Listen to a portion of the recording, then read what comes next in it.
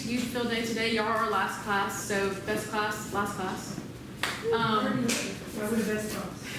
My name is Hannah Baker. I'm the Extension Livestock Economist for the state of Florida, and I work here at the Research Center. And then I'm doing this presentation today with Laura. Yep. I am a multi-county livestock extension agent, and my base is Dade City and Pasco County, but I also work in Sumter and Hernando County, so I have 3 counties that I cover. Yeah, so the presentation today is titled, How Does a Cow's Diet Affect My Wallet? So we're kind of talking about several different things in this presentation, but it all ties together for that end goal of selling healthy and heavy calves at the end of the day so that you can bring home a nice little paycheck from the sale barn. So we're going to talk about body condition scoring, we're going to talk about reproductive tracts and the size of fetal development and all that kind of stuff, and also a little bit about beef products and the marbling and how all that works together. And then we're going to walk through a little economic activity scenario showing how you can make those decisions as ranch managers of how to create a great nutrition plan for your cow so that she can develop and raise a healthy, heavy calf. So Laura's going to start us off. Okay, so who got to practice body condition scoring this morning over there? Was you pretty good at it? It takes a lot of practice. So I will say this, I told everybody, if you'll go to the ONA website, and they have a tutorial on there that Dr. Moriel has for you, and you can learn how to body condition score. It takes you through all the different examples. You can use that flow chart, and you can get better at it. Because really, to be consistent and be uniform, if Dr. Moriel tells me a body condition score, it should be the same one that I say. It can't be relative to you. It needs to be, we have to get honed in. So I recommend everybody practice and learn how to do it. Because body condition scoring is an excellent tool for us to use. Because it gives us a picture into the past nutritional management of that cow. And it also gives us a look into her future reproductive capabilities. So a BCS 5 cow, or 6, we like to say 6 for heifers because they're still growing and they require a lot more help. So 5 to 6, a body condition score 5 to 6 cow is going to be the most economical productive cow we have. Why don't we just get them to be body condition score 7, 8, or 9? Fatter, why is fatter not better? Because it's harder for them than calving. Yeah. Okay, that can happen when they're extreme as well, but what else is happening? You're wasting your money. Yes, money. I was going to say, I was fixing to pick up Hannah's fake dollars here. Because it's your cost, the cost to do that is not efficient and it's not sustainable, so we don't want to do that. So do what? Did you have a question? No. So BCS 5, she's our picture model cow, right? Okay, next. So there is some data to show and reinforce this, that when you go from a 5 to a 6, your gain in calving rate or pregnancy rate is not going to be that substantial. And as a matter of fact, in some places, it's not even statistically different. But when you go from a 5 to a 4, it drops off quite a bit. So that's why we push keeping her in 5 to a 6. So what we're going to do today, which is tying into body condition scoring, is in nutrition, is we're going to talk a little bit about fetal programming. Have y'all ever heard the term fetal programming? Well, it's kind of a relatively new topic, and it's very fascinating, and it actually comes from human research, actually back from during the Holocaust when people were severely malnourished, and this kind of goes into livestock production now. So what happens is we've got 3 trimesters of pregnancy up here. And each trimester has different things developing in the fetus. So in the first trimester, we have a lot of brain and organ development, which makes sense because you always see the little fetuses and they always have a disproportionate head size, right? Because those things grow the quickest. And so that happens then. In the first and second trimester, the reproductive tissues in the fetus are developed. So the concept basically goes like this, and we're oversimplifying it, but we're trying to help us understand. If you do not take care of the mama cow in that first and second trimester, if you create a nutritional insult to her, like if you just really don't take care of her, the reproductive tissue that's developed in that fetus during that time will not be very well developed. So that calf that is born later, for the rest of that calf's life, the reproductive tissues could not be expressed the best that they could be, okay? So we're gonna mostly talk today about adipose and muscle cell deposition, which happens in the second and third trimester.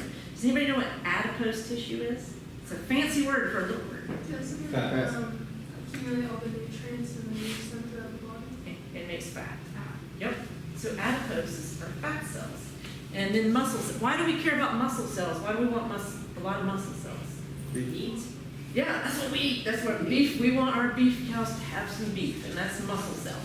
Why do we want them to have fat cells? Yes, what is marbling?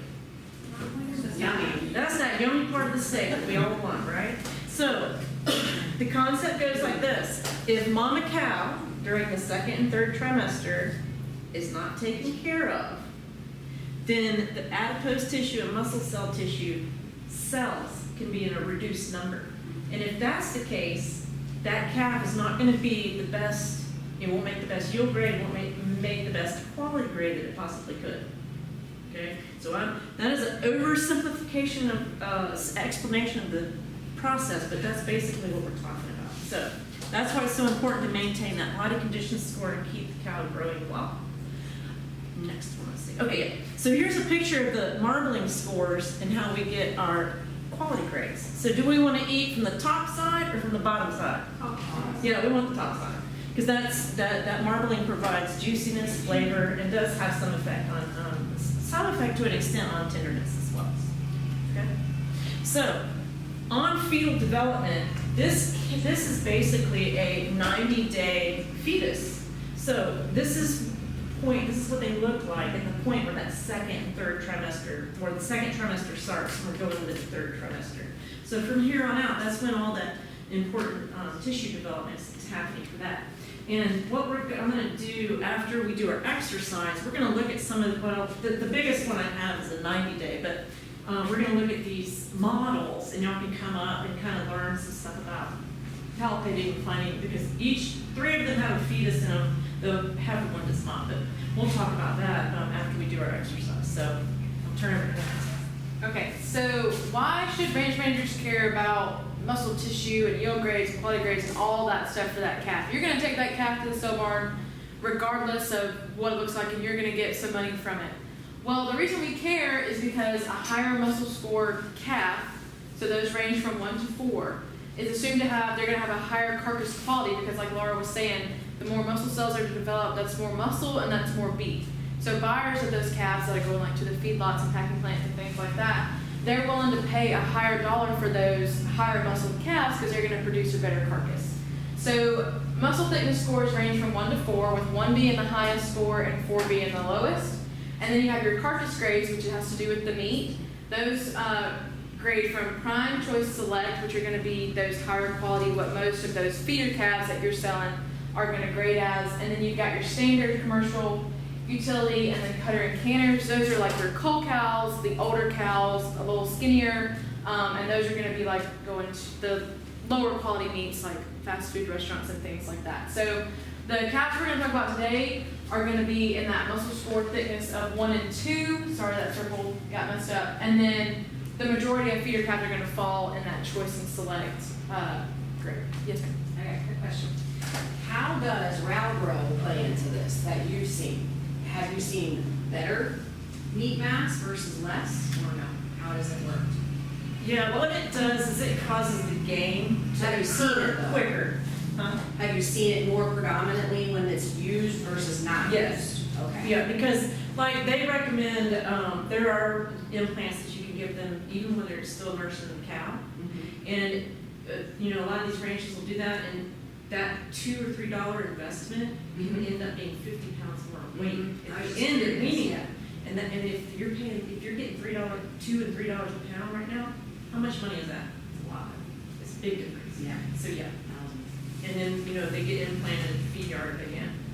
Because I know they say they do it every 3 months, but I'm just curious because Usually most ranches, they'll just do it they're once. born, yeah. Well, no, they'll wait till they're about 2 or 3 months old, give them one, and then when they're sold and they go to the feed yard, they'll get another. okay. Okay, I just was curious, because they say it's like a 50-50 crapshoot if you use it, so you will see a difference. Yeah, usually it's about 50 pounds. Wow, that's a big difference. Yeah. From like what they were Yeah. before to that. Yeah. Okay. Yeah, so that's kind of a good segue to lead into our little disclaimer for this presentation. There are a lot of other things that influence the development of a calf, such as genetics, and then management protocols such as implants.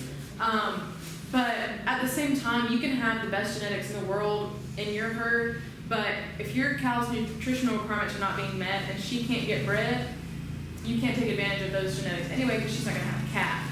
And then on top of that, even if she does get pregnant, but she's still not getting her nutrient requirements met while during that pregnancy, she's not able to focus on developing that calf while it's in the womb, and it's not able to express its genetic potential because that mama is so focused on getting what she needs and surviving, she's not able to give what that calf needs. So while there are other things that play into the role of calf development, nutrition is a top priority. So that's really the focus of this presentation today. Okay, so a little bit of math here. I know y'all are smart, and so this won't go over your heads. So we're just going to simply walk through it. So let's say a muscle score 1 calf, like we talked about, is going to bring a little bit more than a muscle score 2. Let's say that calf brings about $3 per pound, and he weighs 500 pounds. That's going to be $1,500 per calf.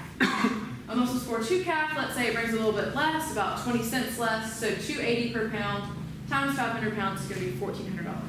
So right there, we're already seeing about a $100 difference. Now, that's not a humongous difference if you're only looking at comparing 2 calves, but if you've got a whole herd, let's 50, 100, 200, 500 head, that $100 difference adds up very quickly, and you're not able to take advantage of that premium price if you have a muscle score 1 calf. So the main point here, and this is important because I think it's on your post test, is the muscle score 1 calf brings more money because he has assumed that he'll produce a higher quality carcass.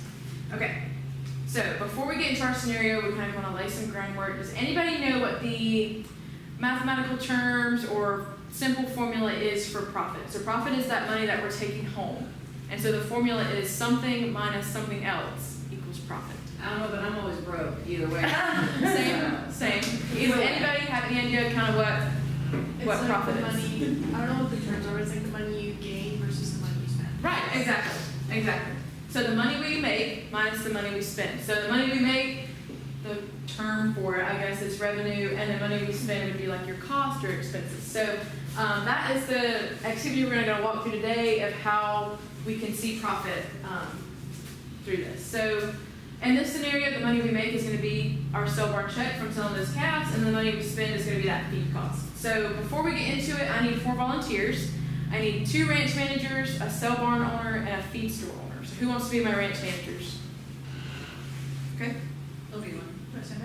Yeah, and you don't have to talk or anything. I'm walking through it. It's real simple. Okay, you can come up here.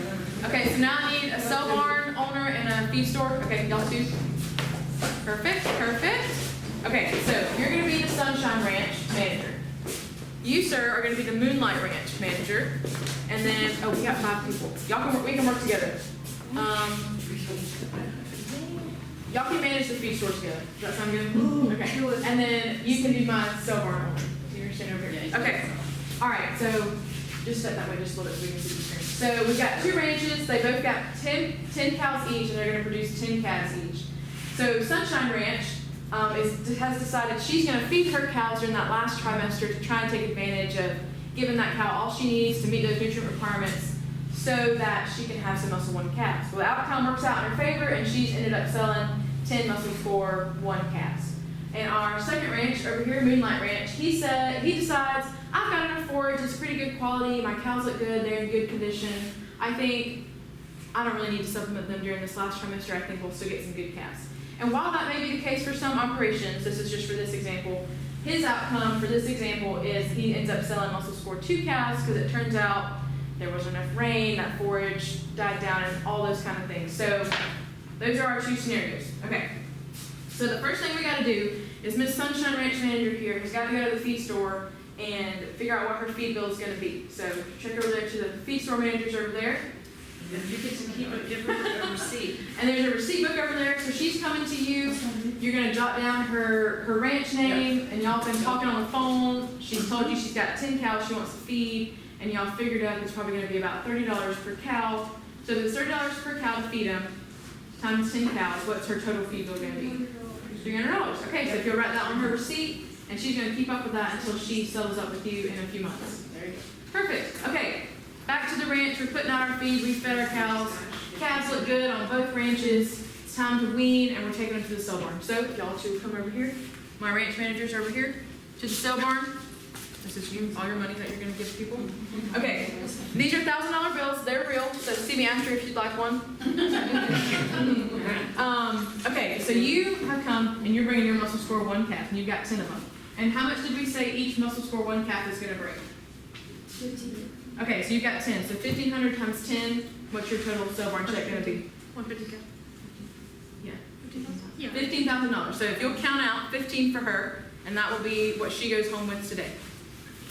All right, and then while he's counting that out, so Mr. Moonlight Ranch Manager, he brought 10 muscle score 2 calves, and how much did we say those brought each? 1,400. So 1,400 times 10 calves, 14,000. So congratulations, have a great day. You can have a seat right there real quick, and we'll bring you back up in just a second. So his sale barn check is going to be $14,000 that he's going home with for his muscle score 2 calves. Both great looking calves, just one was bigger than the other and had more muscle. Is that all counted out? Perfect, congratulations. You have a great day. You can have a seat right there real quick. Okay, so who went home with the bigger check? How much did they make? This is our revenue. So Sunshine Ranch went home with 15, Moonlight went with 14. So Sunshine Ranch went home with more. But we gotta backtrack because she's got a feed bill she's got to settle up. So you need to make your way back to the feed store so that you can pay your feed bill for feeding those cows in that last trimester. You gotta give her some change. So her feed cost was what, $300? Okay, so, and then Moonlight Ranch so decided not to feed, so he's going home with his full $14,000. Okay, while they're settling up over there. Thank you so much. You can go have a seat. It looks like so. It was close. Okay, so now what is your total after you settled your feed bill? 14.7. 14.7. Okay, so even though she had to spend some, who still went home with a larger profit? Or Sunshine Ranch. So again, while this is a very oversimplified version and there are more costs associated with it, such as the diesel for the feed truck, the delivery of the feed to your place, and that sort of thing, this is just a simple math, easy breakdown, just to get you thinking about how investing in your cows can pay off in the end. So sometimes we have to spend a little money to make a little bit more. The main takeaway here is just to know if you're meeting your cow's nutritional requirements, that's the top priority so that she can be the best mama cow to that calf that she can be. Because I tell producers in presentations I give similar to this, help your cows help you. If she is getting all she needs and her nutrients are being met, she can focus on growing that calf and that calf development rather than focusing on surviving and getting what she needs. So again, while this is very dumbed down and simple, it's just kind of a fun activity to get the topic, just get you thinking about it and get those pencils and papers out to calculate, you know, can I afford to feed these cows in that last trimester to help that calf? So with that, are there any questions? Okay, well, thank you volunteers. Thank you so much. I'll take your money. All right, so before, I'm gonna let y'all in here in a minute, y'all can walk through and kind of check our tracks we have here. And some interesting things about cows.